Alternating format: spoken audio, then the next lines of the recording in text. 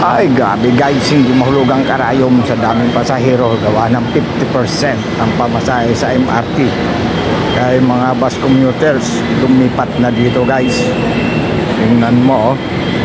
Grabe.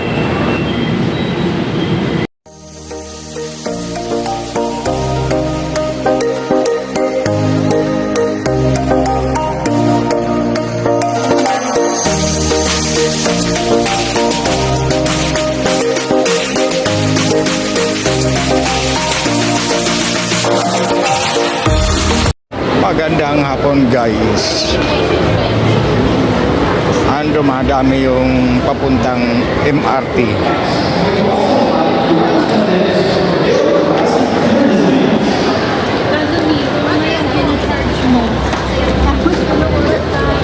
Maraming pasahero ngayon lumipat guys. Yung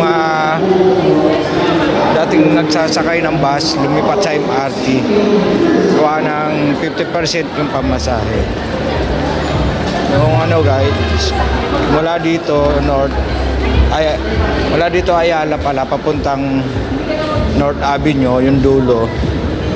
Pamasahe dati 24, ngayon 12 na lang. Kaya yung mga nagbabas lilipat na lang dito. Kaya ganun ka grabe yung volume ng pasahero ngayon guys. So ganitong oras, alas 5 guys. Dati kung pupunta ako dito, hindi to ng ganitong oras alas 5, hindi to ganito ka rami. Pero ngayon, grabe guys, ang volume ng tao. Halos lahat yan guys, papuntang MRT station. Sinasamantala nila yung 50% na discount sa pamasahe. Sayang nga lang, hindi na lang ginawang 100% no? Pero okay pa rin, kahit pa paano, pasalamatan natin DOTR at ginawa nila to. Gawa ng medyo mabigat naman kasi talaga, kasi nagmahala din ang bilihin. Domino effect yun eh. Wala tayong magagawa dyan pag nagmahalan. Dati guys, ganitong oras, siksika na agad dito pa lang sa entrance. Lalo na pagdating nito dun sa platform, mas mabigat ito.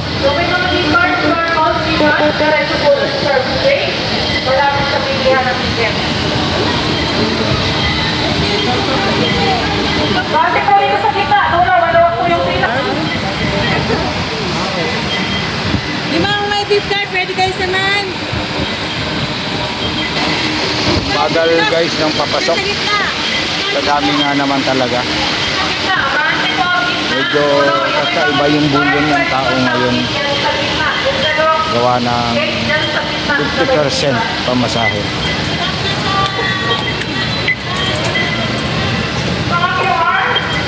Ayan. Tingnan natin to sa baba. Platform. Kapag ganitong oras, maluwag pa. Minsan nakakatsamba pa akong makaupo. Pero ngayon mukhang malabo to. Gawa ng nabuhos talaga lahat dito guys, yung pasahero.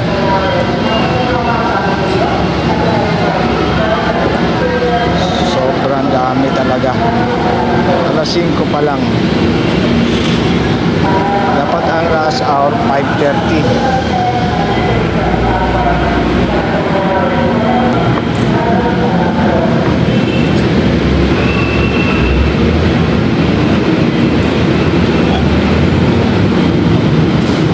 Mainit guys, summer na kasi, mainit na. Pinagpawisan na nga ako eh.